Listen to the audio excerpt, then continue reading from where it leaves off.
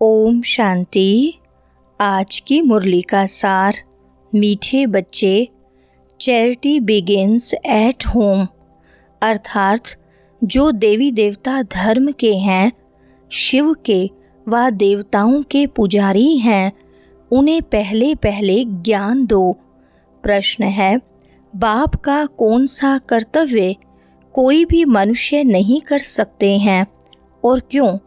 उत्तर है, सारे विश्व में शांति स्थापन करने का कर्तव्य एक बाप का है। मनुष्य विश्व में शांति स्थापन नहीं कर सकते क्योंकि सब विकारी हैं। शांति की स्थापना तब हो जब बाप को जाने और पवित्र बने।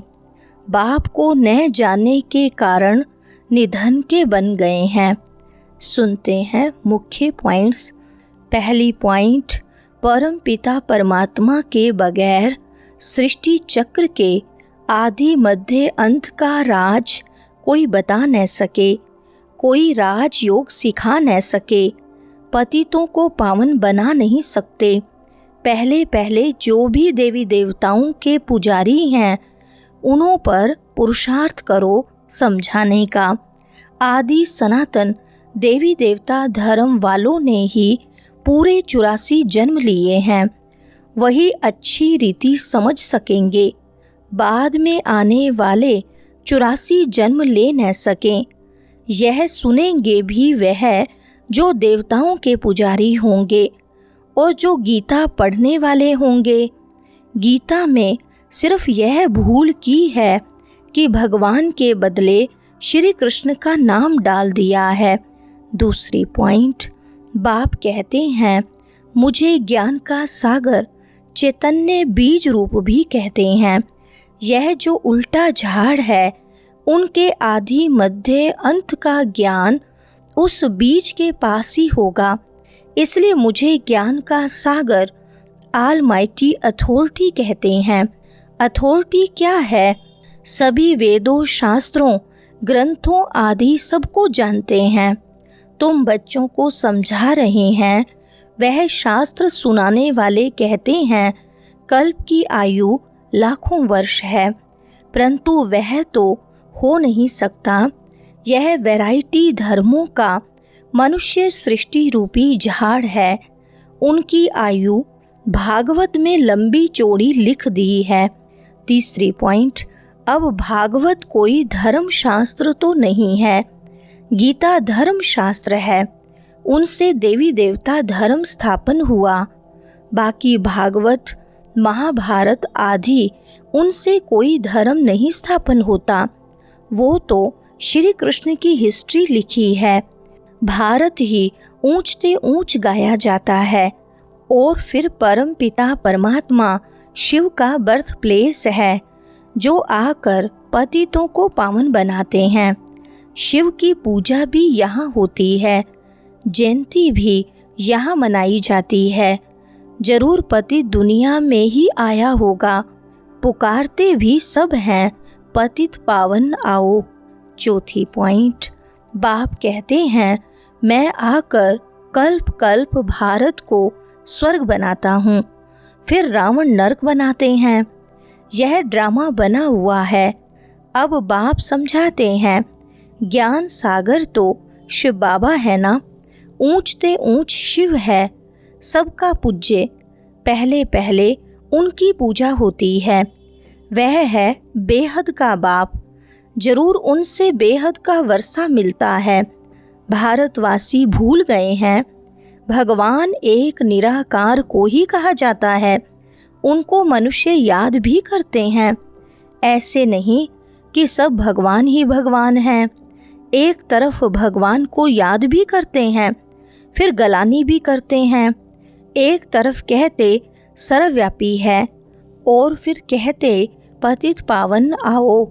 पांचवें पॉइंट, बाप आकर ब्रह्मा तन से ब्रह्मा मुख वंशावली ब्राह्मणों को ही समझाते हैं।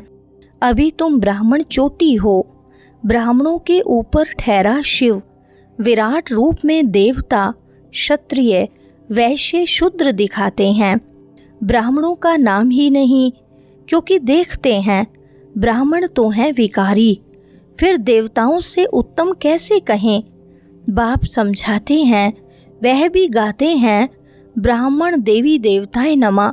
एक्यूरेट कोई जानता ही नहीं है कि इन्हों का राज्य कब था, स्वर्ग कहाँ से आया। अब तुम समझते हो, बाबा आकर ब्रह्मा द्वारा स्वर्ग की स्थापना करते हैं, शंकर द्वारा नरक का विनाश कराते हैं। गाते हैं परंतु कुछ भी समझते नहीं। छठी पॉइंट, यह भी दिखाते हैं कि इस रुद्र ज्ञान यज्ञ से विनाश ज्वाला प्रज्वलित हुई। बरोबर अभी वही पाठ चल रहा है।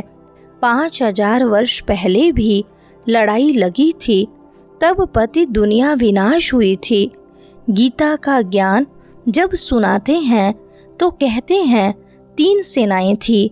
यूरोपवासी यादव सेना, जिन्होंने साइंस से मुसल इन्वेंट किए। गीता के पूरे 5000 वर्ष हुए। बाप समझाते हैं, यह 3 सेनाएं अभी भी हैं। गाया हुआ है, विनाश काले विपरीत बुद्धि, अर्थात परम पिता परमात्मा से विपरीत बुद्धि हैं। जानते नहीं हैं, सिवाय तुम्हारे कोई की प्रीत नहीं है। सबकी विनाश काले विपरीत बुद्धि है। 7वीं पॉइंट, मनुष्य कोशिश करते हैं भारत में और दुनिया में शांति हो, परंतु वह तो एक बाप का ही काम है। मनुष्य तो हैं ही विकारी, वह शांति कैसे स्थापन कर सकते हैं। घर घर में ही झगड़ा है। बाप को न जानने के कारण बिल्कुल ही निधन के बन पड़े हैं। सतयुग में बिल्कुल ही पवित्रता सुख शांति थी। अभी फिर बाप वह पवित्रता सुख शांति स्थापन कर रहे हैं और कोई कर न सके, इसलिए पतित पावन बाप को याद करते हैं। 8वीं पॉइंट, तुमको खुशी होती है, बाबा हमको स्वर्गवासी बनाते हैं।